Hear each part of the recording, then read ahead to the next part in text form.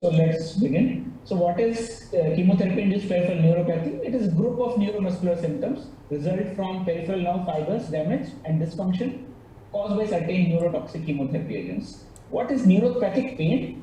It is a nerve pain which is initiated by the damaged nerves, often described by the sharp, tingling, burning, cold and/or pins and needle sensation. So it can occur as paraneoplastic immune-mediated or neoplastic neuropathies as well. So this might be the confounding factors. So there are maybe variety of neuropathies depending on the type of the fiber involved. For example, large and small fiber, sensory and or motor neuropathy as per the symptoms, demyelinating and axonal neuropathy, cranial and autonomic neuropathy.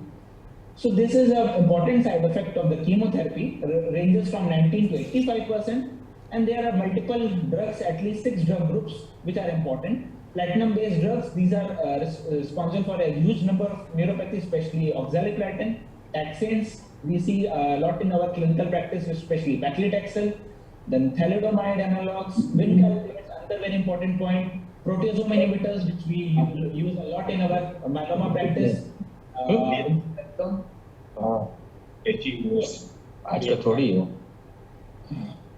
Yeah. So these are the main drugs which cause neuropathy. So it is mainly sensory neuropathy, may be accompanied by motor and autonomic changes. That is what, if we identify early, we can stop at the sensory neuropathy phase. But if identification is delayed, it may later progress to motor and autonomic neuropathy, which might lead to more deterioration in the quality of life. So that is very important to be understood, and to identify it early is our motto. So chemotherapy-induced neuropathy usually occurs late, that is weeks or months, even after completion of the chemotherapy. For example, in metastatic breast cancer, when we are using long-term treatment, continuous paclitaxel, then we can find it to be appearing early during the treatment. But most of the time, it appears after the completion of chemotherapy. That is one of the cause. And cumulative dose of the drug is very important to be looked, and most of the time it is proportional to that. So exception is Paclitaxel and oxaliplatin, as I said, which can cause acute neuropathy. It can occur even during the infusion of the oxaliplatin. So this was an MCQ in PG entrance exam. Which of the drug can cause neuropathy while infusion is ongoing? And the answer goes to oxaliplatin. Some patients can experience a paradoxical worsening and/or intensification of symptoms after the cessation of treatment. It is a phenomenon known as coasting phenomena. So what is coasting? When the treatment has completed, there was some neuropathy, now it is worsening even after cessation of the treatment. Why it occurs? It occurs due to accumulation of the drug in the dorsal root ganglions, and where it can cause incremental neuropathy even after stopping the drug. So what are the risk factors? Risk factors are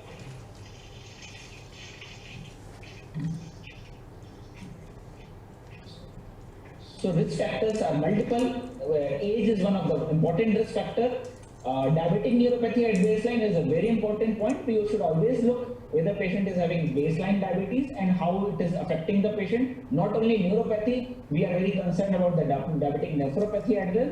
And if nephropathy is there or ophthalmopathy is there, we know that some degree of neuropathy will be there. So this is another point which should be looked while evaluating our patients for fitness for chemotherapy. Smoking, definitely, as we know, these all smoking habits can cause small nerve damage constantly, and this is also a risk factor. Definitely, impaired renal function might lead to reduced drug excretion, and it might lead to incremental neuropathy. As I told, paraneoplastic neuropathy, there are some small nucleotide polymorphisms like voltage-gated sodium channel changes, enzyme involved in pyruvate metabolism. I'm not going into detail of that. And as I discussed, cumulative dose of the chemotherapeutic agents. So till now we have discussed the chemotherapy agents is an important risk factor, the dose dependency, the cumulative dose exposure, apart from the other factors.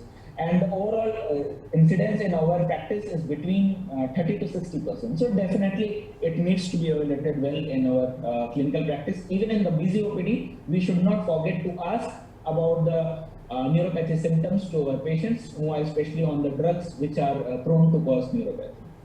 So this is another overview of till now what we have discussed. Platinum drugs, bortezomib, taxanes, vinculopolys, these are the important drugs which can cause such neuropathy. And we should look for pre-existing comorbidities. We should look for if there are chances of paraneoplastic neuropathy. We'll come to the discussion of that as well. Tumor infiltration and compression can lead to specific area neuropathy. For example, in the particular nerves, that is particular limb might be involved due to compression.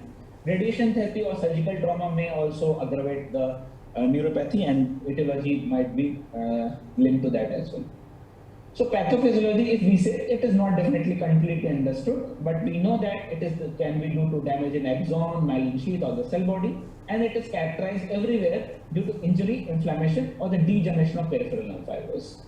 So these are the various pathological mechanisms: multifactorial origin, oxidative stress, mitochondrial damage, altered ion channel activity, myelin sheath damage. These are one of the very common pathogen mechanisms which are underlying the chemotherapy in this peripheral neuropathy. So what is the main important features? It is mainly polyneuropathy that should be noted. Since the chemotherapy drug is getting distributed in the entire body, multiple nerves will be involved. Most of the time it is symmetric stocking gloves neuropathy. As you can see, this is the stocking glove and symmetric neuropathy. And earliest symptoms develop at the fingertips and toes. So this is very, very important to be noted. And we should be asking our patients constantly on whenever they are coming. Just besides checking the CBC, we should also ask for these symptoms, so that if it is developing, we can identify it earlier and do the required changes. So as I told earlier, sensory symptoms will usually develop first, but if it is overlooked, motor symptoms can develop, which can lead to distal weakness, and it can lead to even balance and gait disturbances. And autonomic symptoms might set in at the later stage, which involves orthostatic hypotension, constipation, or altered sexual or urinary function. So that is an important factor in the quality of life of our patients. So let's come to individual drugs. So platinum agents induce neuropathy is caused by the accumulation of platinum adducts in the dorsal root ganglion and trigeminal ganglia. That is what I said for oxaliplatin neuropathy as well, and that is also responsible for the posting phenomena associated with oxaliplatin. So it is time and dose dependent. For cisplatin, cumulative doses of 300 milligram per meter square, as I checked in the up-to-date yesterday. So above the cumulative doses of 300 milligram per meter square, chances of neuropathy develop. If the cumulative dose reaches above 500 to 600 milligram per meter square, up to 92% of the patients will have some of the other grade of the neuropathy. Carboplatin is less toxic in this regard, with neuropathy to be less, 13 to 42% of the patients, even after multiple uses of chemotherapy. Let's come to oxaliplatin. It causes myelotoxicity, enteric and peripheral neuropathy, and can cause both acute and chronic, as discussed earlier. And it in the acute phase, it may last up to 5 to 7 days. What is the important distinguishing factor with oxaliplatin? Cold-induced neuropathy after oxaliplatin is a very unique feature. Apart from that, laryngopharyngeal dysesthesia, which we know the patient after completion of the oxaliplatin or during the oxaliplatin infusion, while the patient is on daycare, patient is on the bed where there is directly AC exposure, the wind, cold wind from AC is coming, patient suddenly develops inability to speak, or such symptoms might come, and this is a classical phenomena due to acute oxaliplatin neuropathy, and it can be avoided by avoiding exposure to cold. Therefore, it should be looked at. Patients who are undergoing oxaliplatin infusion should not be kept on beds which are getting direct air, cold air from the AC. And this is an important point which we teach our daycare staff, so that we can minimize the laryngopharyngeal dysesthesia. So the chronic, as we know, it is an axonal neuropathy, or it is mostly pure sensory with classical glove and stocking distribution. So the 2-hour infusion time is an important factor. So what can be done if patient develops laryngopharyngeal dysesthesia? The most important part to avoid it further is to increase the duration of the infusion from 2 hours to 6 hours. We have seen in our practice that helps a lot to our patients, besides avoiding cold exposure during the infusion and counseling of the patients. No drug will help in the acute recovery. However, we used to give calcium magnesium infusion for this laryngopharyngeal dysesthesia, but we know that it is actually now proven to be only placebo and does not act directly.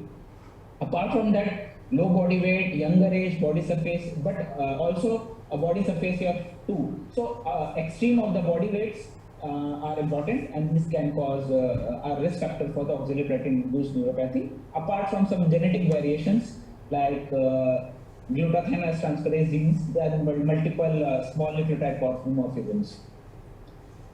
So this is one of the study from TMS Mumbai, our center, where we found that there was no difference in the generic and original molecules in terms of oxaliplatin-induced neuropathy in Indian patients. So this is an important question which addresses that, and we are confirmed that the generic molecules which we use a lot, we can rest assured it is causing similar side effects to the innovator molecules. So let's come to some other drugs, thalidomide, sometimes used in myeloma and other malignancies as well. It is another dose-dependent marrow neurotoxicity with cumulative dose of 20 gram. The risk of neurotoxicity increases, and in our practice, it is usually administered maximum dose of 200 milligram daily and limited duration, time duration, when it does not cause such significant neuropathy, but it can cause even motor impairment, GI and cardiac autonomic dysfunctions. Taxanes, this is another very important molecule to be looked after. Ranges from 12 to 87%. Highest rates are reported for paclitaxel, and it is sensory dominant neuropathy. It affects small diameter sensory fibers and again stocking and gloves distribution. And it can continue even after 1 to 3 years of the completion of the therapy, and even can last sometimes lifelong. So that is very important to be looked again and again. I'm reinforcing that patients should be counseled, should be asked every time they are receiving this treatment, so that they can be looked after. In docetaxel, the intensity of symptoms is milder, but a word of caution: if paclitaxel-induced neuropathy is already set in, don't use docetaxel. We have seen that if sometimes at other centers, what happens when patient has already developed paclitaxel-induced neuropathy, patients are shifted to docetaxel, and that will lead to worsening of the symptoms. So when one neuropathy is already setting, don't think that docetaxel can be used safely, and you need to avoid all the taxanes altogether. Nab-paclitaxel, though it was very much claimed by the pharma to reduce overall toxicity, but point should be noted that it does not yield a reduced incidence of chemotherapy-induced peripheral neuropathy in actual practice and actual data. So these are again multifactorial mechanisms. I'm not repeating that. Coming to the venicalothides, it is basically sensory motor neuropathy, again dose disturbances, dose dependent, and usually develop within first 3 months of the treatment. So it is another point. In EFT protocol, that is Ewing sarcoma protocol, we use a long term of venicalothides for 6 months to 8 months, where we should be very cautious, and a significant number of patients develop some form of the neuropathy with venicalothides, and it should be looked after. If it is missed earlier, patient develops foot drop, it will lead to a significant deterioration in the quality of life of the patients. And we know that Ewing sarcoma and such malignancies are curative. We treat most of the time with curative intent. So we don't want to give a significant toxicity, lifelong toxicity to our patients. So we should be cautious. And again, I reinforce that we should be very cautious while taking these symptoms. So pain located in the hands and feet may be the earlier symptoms. And other symptoms which must be looked after should be the muscle weakness, including the wrist extensors, and dorsiflexor weakness and cramping. Autonomic symptoms occur in around 1/3 of the patients in venicalothides. So cumulative doses of 4 mg per meter square is the usual cutoff when these toxicity starts to develop. And as we know, it binds with the tubulin and blocks the polymerization. There is a black box warning for vincristine used in Charcot-Marie-Tooth disease. It is a very rare disease. It is only for academic interest. I included this line. Polymorphism in the CEP72 gene is another important one, which leads to increased risk for VCR-induced neuropathy. And this is also a MCQ question which came in the last year AIIMS DM entrance examination for medical oncology. So amongst other possible preventive measures, there is a small study which is a preclinical study that a 5-HT3 receptor antagonist, which is a propicetron, can suppress vincristine-induced neuropathy And phase 2 studies, I think, are ongoing for the same, and we look forward to await the results of this study. Let's come to bortezomib. We know it causes painful sensory neuropathy, and sometimes weakness with demyelinating neuropathy may also be present. And chronic distal symmetric sensory peripheral neuropathy is a characteristic, and it is again dose dependent. Another important point which should be noted is that subcutaneous formulation of bortezomib is known to be much less toxic in terms of neuropathy without reducing the therapeutic efficacy. So most of the times we tend to use subcutaneous formulations of bortezomib. Apart from this, using a weekly schedule instead of twice weekly schedule has also been found to be effective with much reduced neuropathy risk. So these are the two important ways by which we can reduce bortezomib-induced neuropathy in our myeloma patients. Ixazomib, which is an oral container of the bortezomib, it has much less neurotoxicity, and it will be available in India shortly, and it will be a good drug for our patients. So I will be touching briefly about the paraneoplastic neuropathy. These are various types: acute sensory motor, subacute, chronic. I am just touching upon it but not covering in detail. Acute sensory motor reticuloneuropathy mostly occurs in Hodgkin and non-Hodgkin, and the symptoms are similar: acute onset, rapidly progressive sensory motor neuropathy. In the CSF, we will find elevated CSF proteins. The treatment is similar for Guillain-Barré syndrome, like IVIG and plasmapheresis. Subacute sensory neuropathy can occur in small cell lung cancer. 80% of the cases are associated with anti-WHO antibodies, and IVIG is another treatment, but it is not very much effective. And basically, the treatment of the disease usually resolves the paraneoplastic neuropathy. That is the main take home. So, chronic sensory motor neuropathy can occur in lung cancer and lymphoma, and treatment again of the underlying cause is important. Autonomic neuropathy is again seen in small cell lung cancer and carcinoma of the pancreas. Here it causes some significant autonomic symptoms, orthostatic hypotension. Immune therapy is more effective in patients of ganglionic acetylcholine receptor antibody than the classic paraneoplastic anti-WHO antibody. So another important point which I wanted to touch upon is the checkpoint inhibitor-induced neuropathy. The incidence is usually less than 1% with single agent therapy like Pembro or Nivo alone, but it becomes around 2% with combination of EP plus Nivo. And it is an important subtype where cranial neuropathies can be found with or without meningitis. So it is an important word of caution when the patient is on a checkpoint inhibitor. It occurs after median of 4 cycles of neuropathy. So it is not that it is a very high dose dependent. It is not, because we know that immunotherapy is a drug which does not seem to be as causing effect also dose dependent, and the side effects also dose dependent. It can occur as an idiosyncratic way, and it is usually acute to subacute and involves additional organ symptoms as well. And CSF proteins are elevated, and MRI can help in finding enhancement of the cranial nerves and spinal nerve roots. Steroids are effective, and temporary or permanent withdrawal of checkpoint inhibitors will be required. Sometimes in the relapsing cases or severe cases, IVIG and rituximab can be tried, but these have the limited data. So after the exhaustive coverage of the types and various drugs causing, let's come to some points about the assessment of peripheral neuropathy. Subjective assessment are very important. Patient, as I have repeatedly highlighted, evaluating the sensory, motor and autonomic symptoms, each should be done very well, and every cycle. We have seen that some patients who are diabetic can develop neuropathy even as early as second cycle of the chemotherapy with taxanes, which we have seen sometimes. So it should be very well monitored and highlighted, and even the patient should be themselves counseled at the baseline that if they develop such symptoms, they should definitely report it. If we forgot to ask, the patient should themselves report, and they should be counseled at the baseline for the same.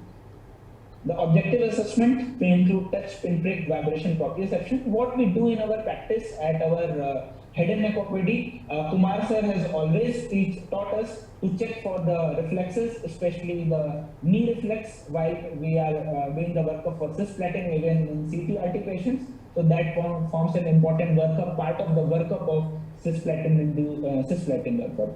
Other than that, autonomic, for example, checking blood pressures if patient is having such symptoms. And fine motor skills like buttoning is a very important question which should be asked to the patients. This is the CPCI version 5 neurotoxicity. Grade 1 is asymptomatic, clinical or diagnostic observation only. There is no usually intervention is not indicated. Grade 2 moderate symptom, it is causing limited instrumental activity of daily living. What is the instrumental activity of daily living? You can see it is written at the here. In preparing meals, going for shopping, using the telephone, managing money. These are the instrumental activity of daily living. What is the grade 3? Severe symptom which limit self-care activity of daily living. Here you can see the self-care activity of daily living include bathing, dressing, using the toilet, taking medications. These are the self-care activity of daily. When these are hampered, it is grade 3 already. So if you have already, the patient has already developed grade 3 peripheral neuropathy, it is actually sometimes can be said to be a failure of the oncologist to identify it. However, it may sometimes develop directly to be high grade, then we cannot do anything. But if grade 3 is already developed, we have already missed the boat. Try to identify it at grade 1, grade 2, especially when it is grade 2, we need to be cautious and we need to stop the treatment, the drug which is causing such type of neuropathy. Grade 3 is definitely, it is, you cannot give the drug at any cost. Grade 4 is life-threatening consequences, which we some very rarely see. For the peripheral sensitive symptoms also, this is similar. Loss of deep tendon reflex and paresthesia occurs in the grade 1. And grade 2, 3, 4 are similar. Paresthesia, again similar, mild symptoms, moderate and severe symptoms. There is no grade 4 paresthesia. So diagnostic studies which can be done, serum workup which can include HIV testing, which we already do in our patients at the baseline. B12 deficiency, we always try to do anemia profile in our patients, and patients who are having significant B12 deficiency might develop neuropathy earlier. B6 toxicity, which we do not see in our practice.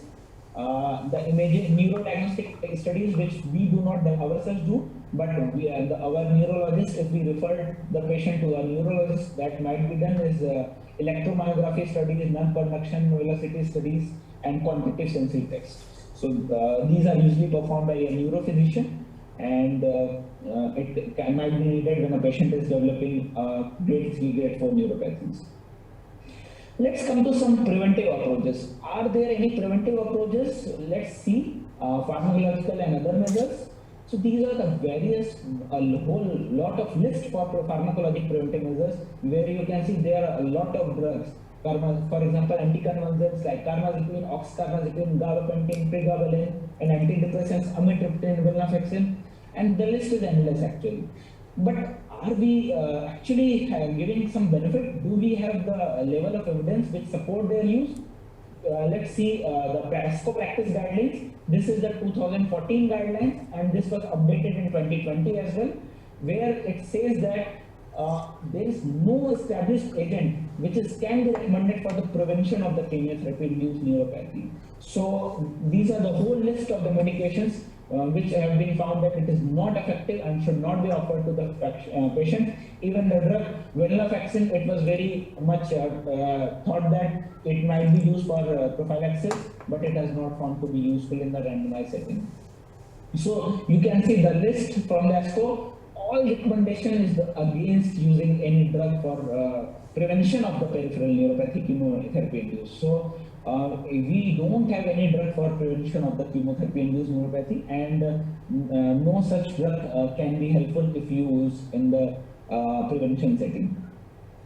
So what we can do in the prevention setting, as I have discussed in some points already. For example, patients treated with oxaliplatin, limiting exposure to cold, stopping and reintroducing oxaliplatin, lengthening the infusion duration from 2 hours to 6 hours. This can be done. For botulism, already I have highlighted using twice weekly schedules, using weekly schedule instead of twice weekly schedule, using subcutaneous administration instead of the IM administration.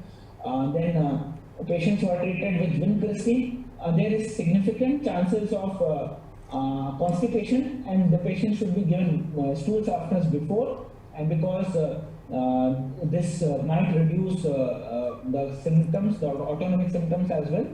Exercise, cold gloves. These are some of the cold gloves has been also told, like scalp cooling. Another technology is cold gloves, where gloves are worn and cold molecules are circulated through gloves. But it has also limited practical application. Therefore, it is not actually useful in the practice. So this is some of the studies when we see for the treatment of the chemotherapy-induced neuropathy. This is a randomized study which compared venlafaxine and duloxetine for the chemotherapy-induced neuropathy. Here, the dose of duloxetine was 40 milligram, and duloxetine was found to be more effective than venlafaxine in decreasing motor neuropathy and neuropathic pain symptoms. This is another study, Japanese study of duloxetine, and it also found that duloxetine has beneficial effect in oxaliplatin neuropathy, plakophilexia neuropathy, Wilkinson neuropathy, and Bortezomib neuropathy. So we have some data to suggest that duloxetine is efficacious. Another a very recent trial which has come after the publication of the ASCO guidelines 2020, where pregabalin and duloxetine were compared. In this study, pregabalin was used 150 milligram OD dose, and duloxetine was used at 60 milligram OD dose. Here actually it was found that pregabalin is more efficacious than duloxetine, but this is the only study actually which has shown pregabalin to be more efficacious than duloxetine, and all other data has shown that pregabalin also has only placebo effect and it is not leading significant benefit. The only drug which is approved for the therapeutic treatment of the chemotherapy-induced peripheral neuropathy is duloxetine. So this is another ASCO recommendation 2020. These all three treatments are used only in the research settings and are not recommended directly, like exercise, acupuncture, scramble therapy, which involves electromagnetic therapies. Pregabalin, gabapentin, it is also a research setting only, not has been recommended from the ASCO guidelines or any other guidelines. Tricyclic antidepressants, some oral cannabinoids, these all are have been not found convincingly to reduce chemotherapy-induced peripheral neuropathy. So what we have duloxetine, which we can use in our patients, apart from adequate correction of B12 deficiency, and the TCS, gabapentin, and other drugs cannot be used. So if you see the recommendation guidelines, you see only duloxetine is the moderate recommendation, while there is no recommendation from other drugs. So what dose which we use? Most of the time, we start with a dose of 20 milligram OD for the first week, because we know that it can cause some dizziness, and especially female patients might be prone to it. If it does not cause significant dizziness, it can be escalated to 40 milligram in the next 3 weeks. And if patient is having some good response, patient is tolerating 40 milligram, after a month you can escalate to 60 milligram. That is how we escalate. Don't directly start 60 milligram, because patient might develop significant dizziness and might permanently stop the drug and might not want to use the drug later. So coming to the final summary and take-home messages, chemotherapy-induced neuropathy is an important major problem and real challenge in our actual present practice in both prevention and treatment. No agent recommended for the prevention. For therapy of the already existing neuropathy, duloxetine might be offered and has some benefit. Escalating the dose is important, and other drugs are definitely don't have high level of evidence. And every healthcare provider should have. There should be more and more research, and we should promote studies in our setup as well, so that we can find the best possible treatment for already developed neuropathy in our patients. So we must choose, but choosing wisely remains the key in oncology and in fact every field of life. So choose wisely. Thank you. Greetings from TMH Varanasi. Thank you.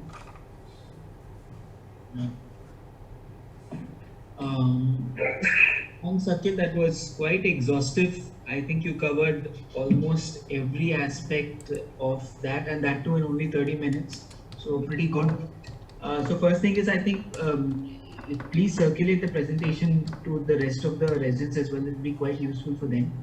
Any questions from any of the residents or faculty? so can I ask one question? Yeah, sure. So normally when our patients start developing neuropathy on paclitaxel, in our it most often, we start with first on gabapentin, then build up the dose, then go to duloxetine. So I think from your presentation, I'm getting a sense that may not be the correct approach. Ma'am, that is not a recommended approach because that has not proven to have benefit. Because that might actually, what happens that patient might feel initial some improvement, but later on the effect remains the same. So starting when we are suspecting it is already grade 1 neuropathy, we don't want the patient to progress to grade 2 or grade 3. Evaluating the B12 deficiency is the only thing which has some definite ground, but definitely using is as a preventive for pregabalin or gabapentin does not have the ASCO recommendations. We can start using duloxetine, but we need to be very cautious because all the patients do not respond to duloxetine. We have seen that. Any comment on the same is welcome from Anand sir also because a lot of oxaliplatin is used in GI and sir has a huge experience on the same. Yeah, sure, Akhil. The other thing, madam, is that one thing that maybe we forget to tell all our patients is that it's not going to provide any symptomatic relief within 1 to 2 weeks. If you look at the majority of the CIPN scales, when they've started showing benefit is from 4 to 6 weeks onwards. So it's important to tell them that the effect may be seen, at least 4 to 6 weeks beyond starting the medication. And of course, what Akhil said, that if you want to start, I think the better drug to start with is duloxetine. The other question I had was that or I used those calcium magnesium infusion. So that I guess is out now. We don't use that. Yeah. Calcium magnesium infusion. No, there's a trial for that, man. There's a trial for that which is now negative. It came, I think, 1.5 years back or so, and they've said that it's of no use.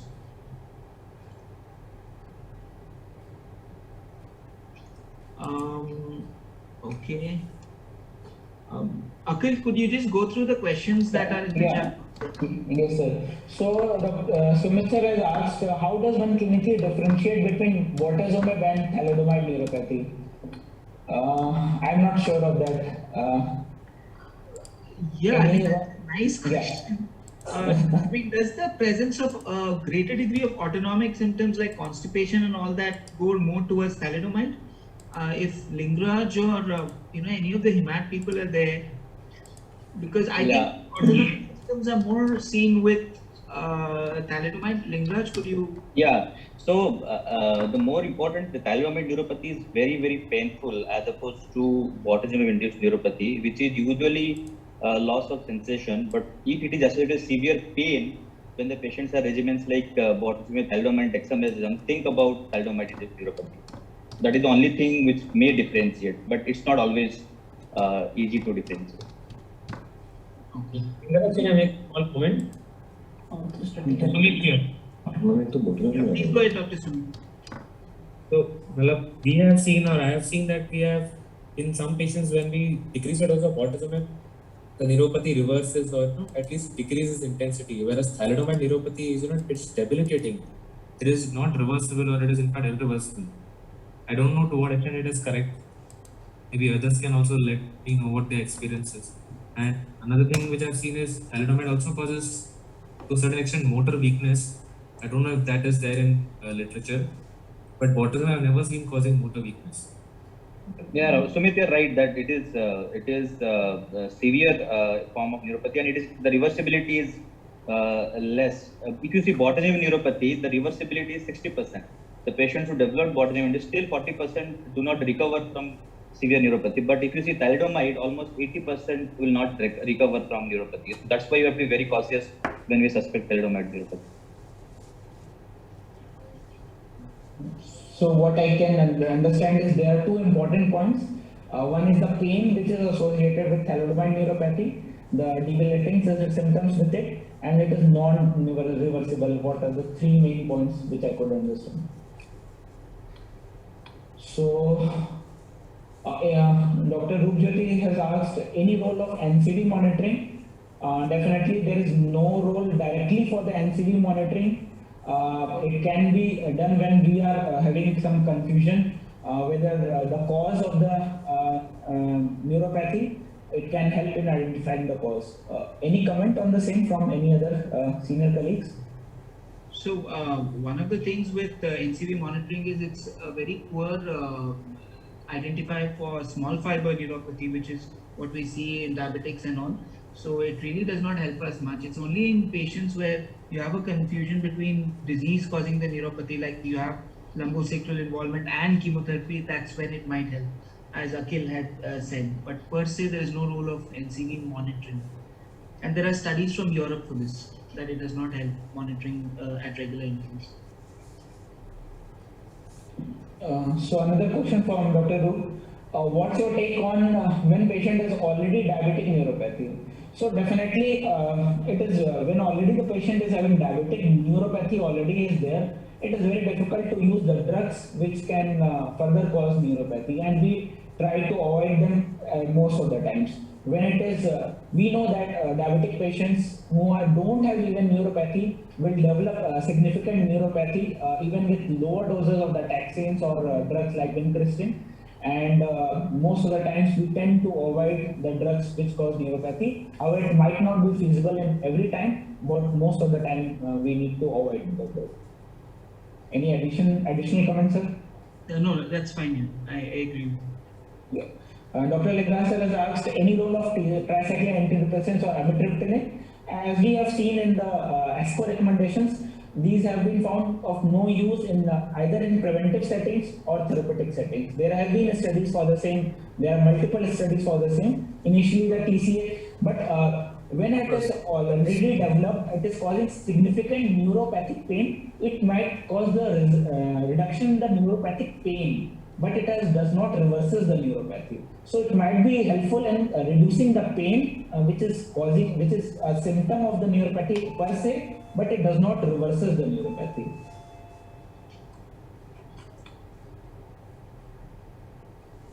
So Kumar sir has given a comment that Dr. Amit has volunteered to help us in Muzaffarpur and Varanasi. It is remarkable, especially I know that he is very busy.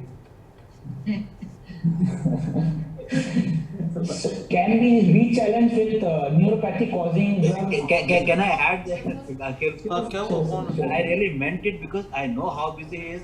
For everybody, he works in a center which has got the second maximum number of patients registered every year in this country, where Amit works. So I do know how busy he is. So I wanted to make a point, especially for our younger colleagues and students, they should know this, that people can always make a bit of a time to do some charitable work or for the alma mater. No, thank you. Go ahead with the discussion. The discussion is going on very well. Thank you, sir. So, Mishra sir has asked, can we re-challenge the drug after the drug has been stopped for some time? So, sir, it is a case-to-case basis decision. For example, if a patient with breast cancer in adjuvant setting had received paclitaxel, patient had grade 2 neuropathy, but after 2 years, the patient has needs again treatment with paclitaxel, and the previous neuropathy is completely gone. There is no residual neuropathy. We can re-challenge the drug. Also, it is important to decide to control the comorbidities, so that, for example, if patient is having uncontrolled diabetes, we should optimize the sugars and all before starting the drug, so that we can get the minimum neuropathy. Any comment on the same, Anand sir? Yeah, so there is some data for, when nab-paclitaxel was first introduced, everyone said that the incidence of neuropathy would go down with it. It did not go down, but what is now known is that the resolution rate of neuropathy with nab-paclitaxel is much faster as opposed to conventional paclitaxel. So that, and there is now data to say that it can be safely reintroduced after the neuropathy comes down to grade 1 or resolves. And in some malignancies, nab-paclitaxel is a fair alternative to paclitaxel. So that is something that you can consider.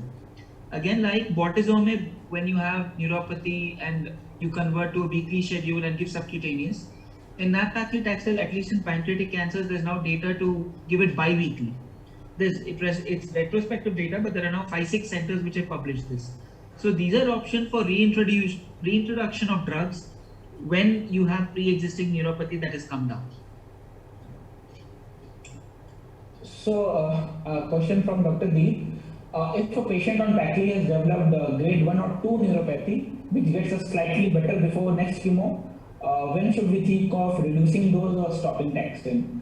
So actually, reducing the dose is actually very subjective, and it is either should be given in full dose or it should be stopped. Reducing the dose and using pregabalin or gabapentin when already grade 2 neuropathy is there, definitely not a solution.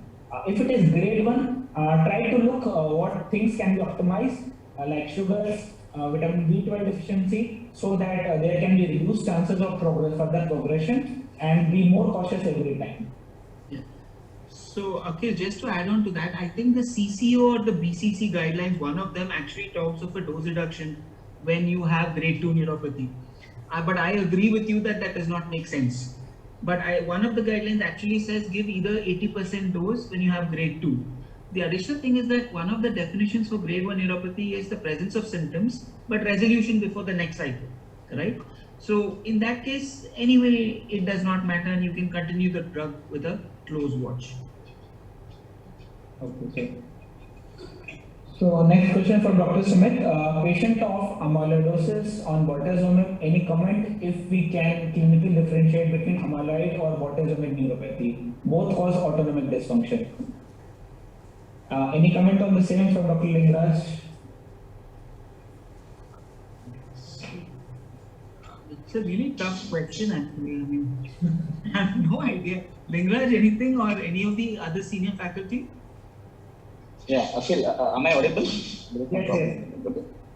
Yeah, so that's a tough one. So Sumit, that's a tough one. So I think first of all, if the patients have already neuropathies because of amyloid, difficult to give bortezomib. But you are right in a situation where already the patient has been started on bortezomib and developed subsequently a neuropathy, whether it is because of bortezomib or amyloid. So I think we need to look at probably the overall progression of disease, because if amyloid is progressing with neuropathy, then definitely there will be progression of disease as well. Whereas if it is bortezomib-induced autonomic neuropathy, maybe the disease will be controlled and you may see the side effects. That's one way, because if it is amyloid neuropathy which is worsening, probably the disease is worsening, and you will see that in terms of your light chain increase and other end organ dysfunction. I don't know. I can make out that. Anything else you want to add, Smith?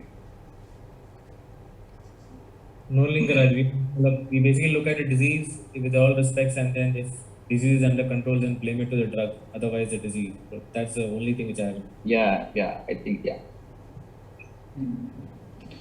Next question by Dr. Keshav. Small cell lung cancer with paraneoplastic neuropathy at the baseline, can we use cisplatin then? Yes, if we know that it is not diabetic neuropathy which is already there, because having a stamping as paraneoplastic requires exclusion of other causes first. At the last, it is a diagnosis of exclusion most of the times, because in practice we usually do not do anti-U, anti-Jo antibodies. So it is important to look for the other causes. If patients are having pre-existing diabetes and having existing nephropathy or ophthalmopathy, so then you can ascertain that it is usually diabetic neuropathy. But if you are sure that all other factors are controlled, there is no significant comorbidities which can cause neuropathy, then and you are ascertaining it to be paraneoplastic, definitely controlling the disease is important. The only the treatment by which paraneoplastic symptoms can be controlled is the control of the disease. And cisplatin and carboplatin are good options important for these tumors. So definitely it can be used, I think. Any comment on the same from other faculties?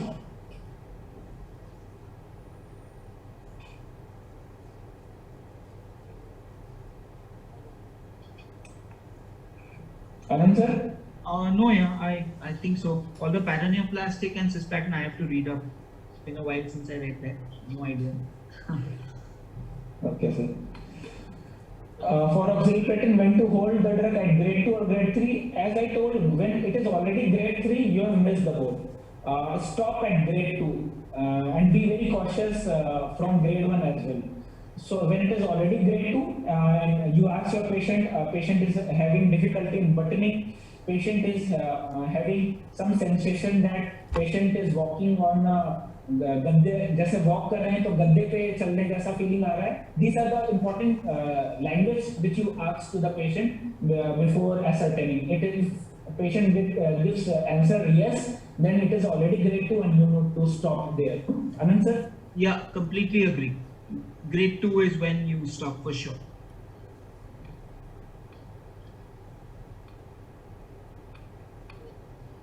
What's the cumulative dose of oxaliplatin for stopping the drug? There is no cumulative dose. No. Yeah. Yeah. There is no cumulative dose. It is the symptom, and we implement actually multiple approaches like stopping the drug after 12 cycles or 8 cycles, then maintaining the capecitabine maintenance, and then reintroducing the drug after it has progressed. These are some of the ways which can be used, but definitely there is no ceiling dose for this one. Then it's a tough question for it. Oxaliplatin-induced neuropathy can cause delayed worsening of the symptoms after stopping. It's important to use strategies like stop and go, stop early. Yeah. I think Akhil had mentioned that also in his this one on posting, and in colorectal cancers it is now proven that you can give breaks for oxaliplatin and reintroduce after 4 to 6 months of treatment when there is disease progression. So yeah, that's a known philosophy of treatment with oxaliplatin. So I think the questions have ended finally. Dr. Ligraj has commented posting is an important issue, especially seen recently with these years. Okay. Can any of the residents answer why coasting is seen? Anyone? You can chat. I mean, you can type in the message box or something. What is the possible reason why coasting occurs?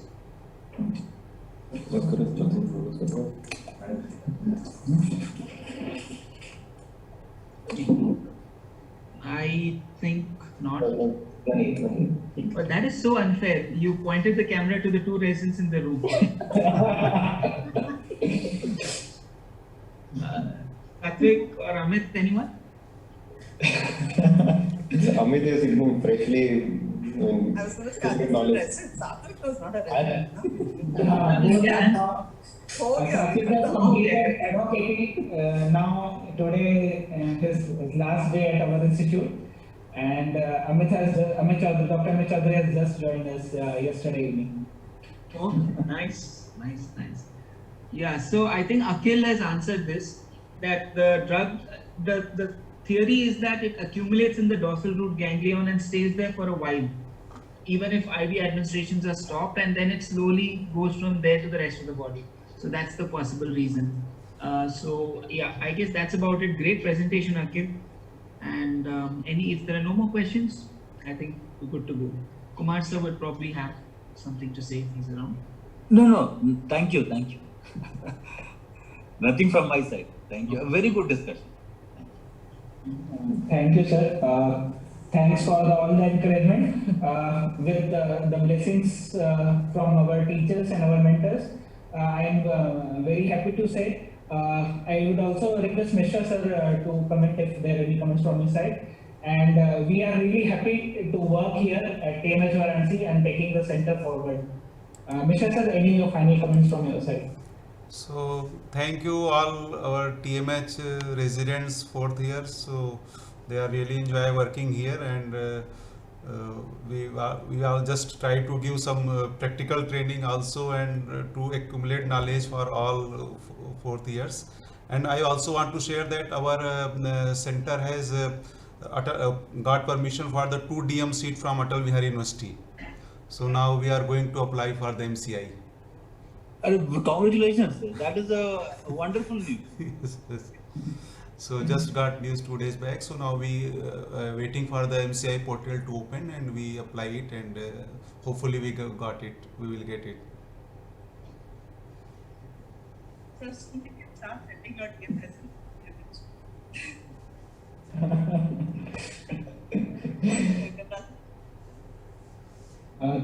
Thank you everyone. We are